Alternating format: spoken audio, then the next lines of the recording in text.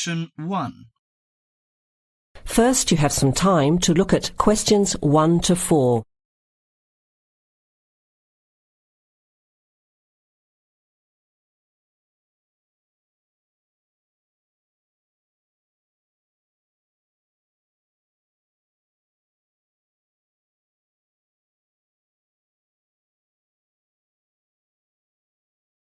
You will hear the recording once only.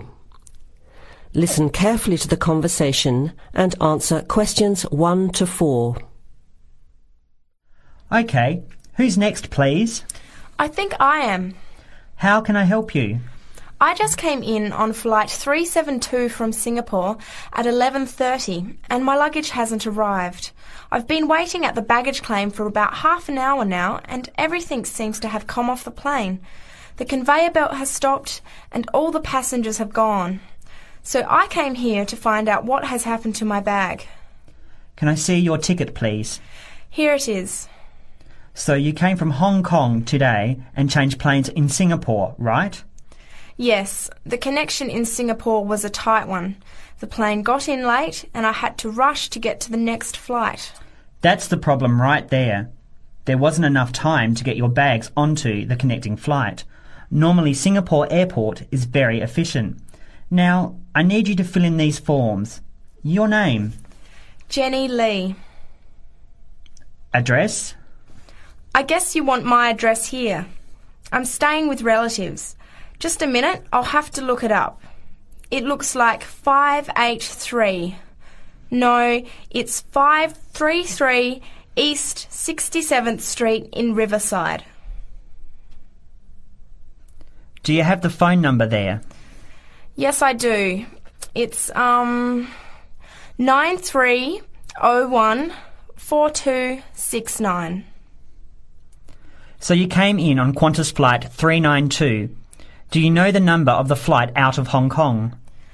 Let me see. I think it was Cathay Pacific 900 or something. Oh yes, it says here, CX912.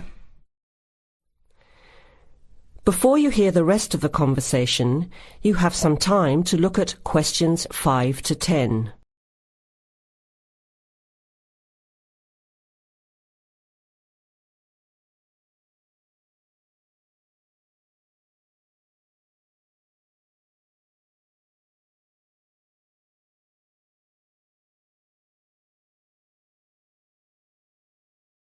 Now listen and answer questions 5 to 10. Right. Now, I need a description of the luggage. How many pieces did you check in? Just one. Can you describe it for me? Here is a picture to help you. Okay. It's a big bag, like this one. Rectangular. Not hard shell, but soft covered, and it has a zipper around the front. Is it black? No, sort of a grey colour. Any identification? Just a tag with my name on it. Any other features? Well, it has wheels and a retractable handle on the end, so you can pull it, as well as the handle in the middle. OK, that's fine. Now, if your bag missed the connection, I'm sure it'll be put on the next flight. I'll email Singapore as soon as I finish here. The next flight comes in at 17:50. That's 10 to 6 this evening. You can pick it up then. 10 to 6? That's too long to wait. Can I get my uncle to pick up the bag on his way home from work? Sorry, you have to be here yourself to clear customs. Of course, I almost forgot. Will the bag come here, to this desk? Yes. You pick it up here, then take it over to the customs area. By the way, don't forget to bring your passport. You will also need to have the key plus your ticket with a baggage claim number on it. Oh, okay. Guess I'll have to come back tomorrow then. It's lucky I packed everything I need for now in my carry-on bag. Yes, that's always a good idea. Be prepared. That is the end of Section 1. Now, you have half a minute to check your answerers.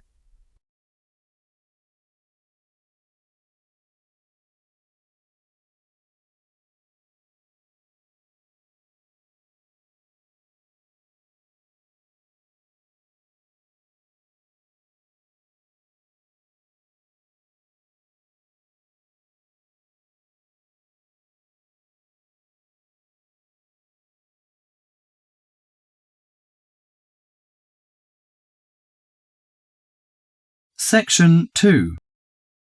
You will hear a talk by a tour guide. First, you will have some time to look at questions 11 to 17.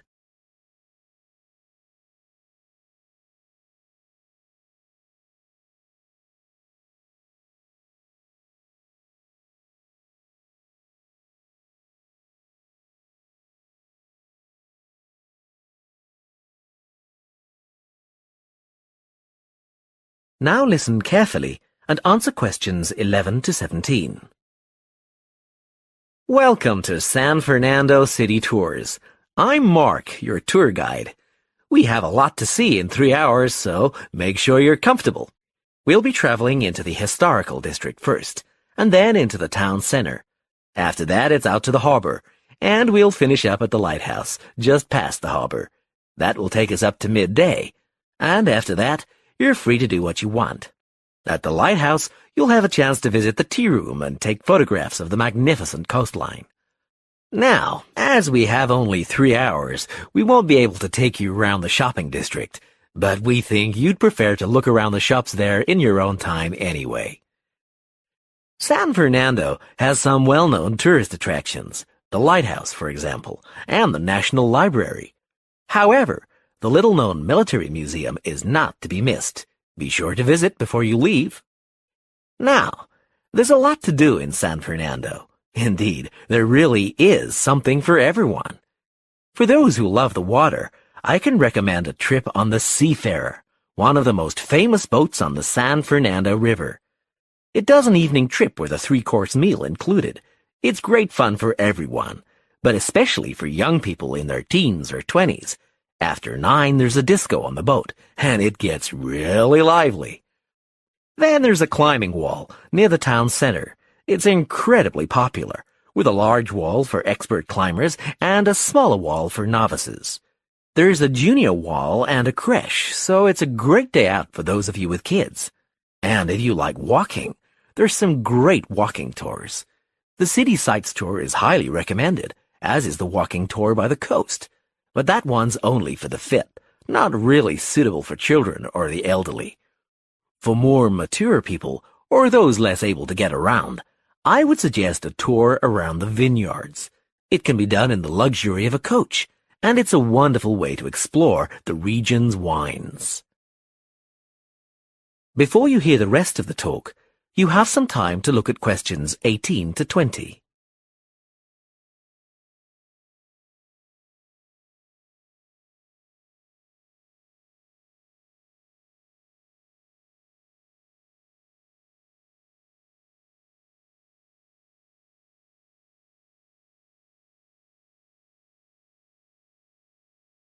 Now listen and answer questions 18 to 20. Naturally, there's a charge for all these attractions, but you can get 15% off if you have an Explorer Pass. If you don't have a pass but would like one, the driver here has application forms. Just ask him for one and fill it out while on the tour. Then you hand it into the tour office. Normally, it costs $10. But this year, it's just $7. When you hand it in, you'll get your picture taken for the card on the spot, and then your card is ready to use. Remember to show it whenever you pay for anything. The discounts apply not just to tourist attractions, but some bars and restaurants. Basically, everywhere you see a red Explorer symbol. We're coming up to the historical district now. If you'd like to look at That is the end of Section 2. Now, you have half a minute to check your answers.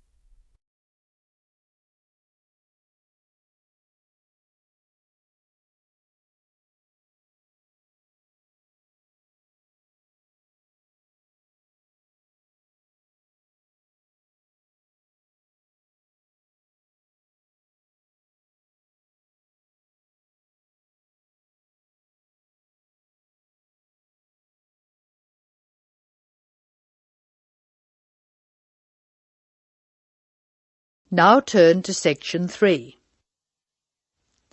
Section 3. You will hear a group of students, Henry, Joe, Nancy, and Gordon, discussing changes to their work experience placement arrangements. First, you have some time to look at questions 21 to 26.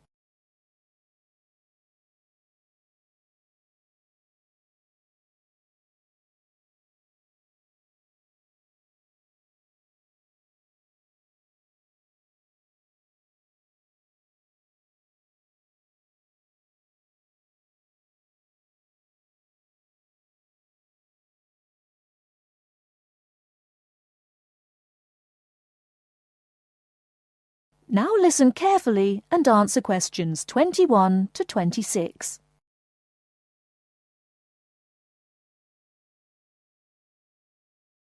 Look, there's the notice that Professor Jones told us he'd be putting up confirming the details of our work experience placements. But I thought that was already arranged. No, he said he'd have to check with the companies that the days we preferred were okay for them. Let's see if any have changed. Teresa's not here today, but her name's first. It says the Uni Bookshop, Friday mornings starting on the 23rd of March. So nothing's changed. I'll let her know. What about Manuel? He's not here either. Is he still going to the music store in the high street? If it's mainly music, yes, he's still down for that on Friday afternoons starting on the 9th. The day's different. It's changed from Tuesday mornings, but that's okay. I'll tell him. He'll really enjoy listening to music all day. Now, where's my name? Henry. Here it is. I'm going to the beauty shop, and I said I preferred Thursday afternoons. Oh, good, that seems okay. And my start date hasn't changed either. Joe, what day did you opt for? I'm going to Highway Hotels on Monday mornings. Yes, that's okay. And starting on Monday the 12th of March. Oh, has that been changed? Okay, I was scheduled to start the week before. I'll just make a note of that. What about me, Henry? Have I still got the Explore travel service on Wednesday mornings? Just a minute. Where's your name? Let's see. Nancy. Okay, here it is. Explore travel on Wednesdays, yes, but afternoons, and starting date is Wednesday the 14th of March. Has the date changed? No, not the date, just the time, which is fine. I'll get to sleep in. You lazy thing, Nancy. Chris's name is next on the list. Gorgeous Gowns Fashions. What a name. Yes, it sounds good, doesn't it? I'm hoping he'll bring me some free samples. So, has he still got Wednesday mornings? Yes, Wednesday mornings starting on the 14th of March. Okay, I'll tell him when I see him tonight that his arrangements haven't changed. Gordon, what about you? I chose that software company that makes computer games. I can't remember its name, but I asked for Tuesday afternoons. Oh, yes. Here it is. Games to go on Wednesday mornings. There's a note here saying they have their weekly staff meetings on Tuesday afternoons, so that wouldn't be much use to you. That's why they've changed it to Wednesdays, starting on the 21st of March, so you can see their working setup. OK, I'm glad they've changed it. I don't think I'd want to sit through a meeting every week. Before the conversation continues, you have some time to look at questions 27 to 30.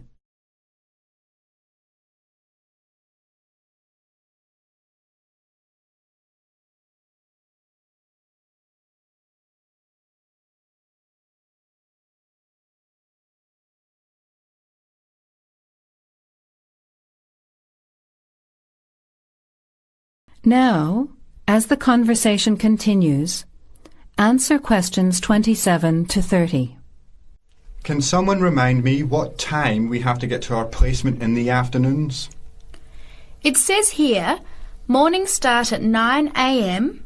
and afternoon sessions at 1 p.m. Oh, that's a shame. I thought Professor Jones was going to change it to 9:30 a.m. and 1:30 p.m. Yes, he did say that he'd try to make it later, but obviously that wasn't possible. By the way, just in case, what happens if we're ill or something and can't make it? Do we phone the college or the place we're going to? I think we have to phone the company first and then the college. Didn't you get the information sheet about work experience at our last seminar? No, I missed it because I had to go to the dentist. What else did it say? Well, we have to do a total of 24 hours altogether. So if we miss one of the arranged sessions, we have to organise another time to make up the hours. And he gave us details of the presentation we have to give about our work experience. Oh, really? What do we have to do? In week 10, we each have to give a presentation to the class about the company we've been with. It's 30% of our final mark for this subject, so it's going to be a lot of work. Yes, he's expecting us to do a lot of research while we're there so that we can outline the history of the company, its management structure, number of employees, other branches, etc. And he said we should use lots of visuals such as diagrams and flowcharts during the presentation. Yes, and we should also include what we did each week, the different departments of the company or positions that we observed, and try to relate what we saw to our studies so far. He gave examples like management style, accounting systems, information technology, and so on. You were right. It sounds like lots of work. That is the end of section 3. Now, you have half a minute to check your answers.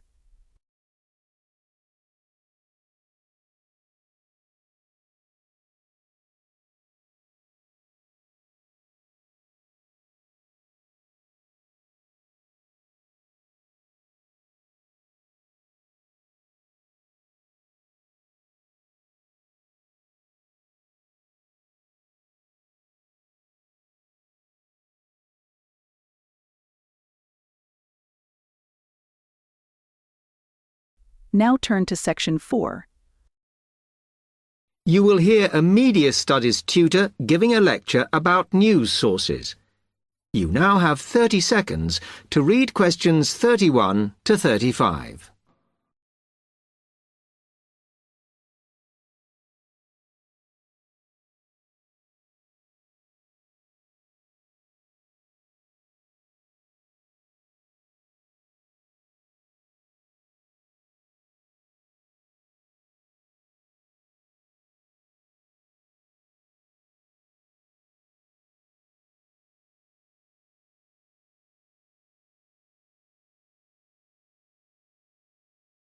Okay, now many of you will have heard about the predicted death of newspapers, as people increasingly access the TV and the Internet for their news. Today, I want to look at the USA, which has very advanced news sources, to see if this is actually true. In the USA, the main news sources without doubt are TV, the Internet, and the press. That is, traditional newspapers. And although they are each surviving and growing, they are also changing. Obviously, TV news has been around for a while, and the early evening bulletins, when people get in from work, are very popular. I suppose we traditionally think of the morning newspaper arriving on our doorstep with the daily news. Interestingly, this is not borne out by the statistics, which show that readership in the U.S. is much higher when people have time to relax, when they're not working, especially on Sundays. The Internet is also a popular weekend activity, but shows no variation with weekday access. So people are using the different sources in different ways. Interestingly, local radio has been hit less by the grip of quite strong local newspapers than by the Internet, which is seen to offer a better regional service. But just because the Internet is seen as the new force in news media does not mean it is dominant. Television has, of course, been global for a while.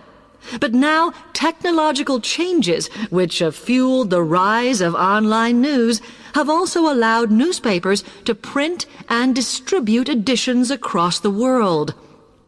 In fact, Internet news, which is seen as the big competitor for traditional markets, does not offer that much variety. Often, the sources are the online versions of the newspapers, whereas television, in order to offer something different, has had to come up with a much more mixed bag of reporting, from hard news to light reports on celebrity events. Another issue is reliability. The Internet is virtually unregulated, so anything can be reported there, whether true or not. Journalists on newspapers have fought a long, hard battle to fight intervention and to retain the freedom of the press. Television, however, is seen as critical to political power and has become subject to harsh controls about what it can or cannot say. You now have 30 seconds to read questions 36 to 40.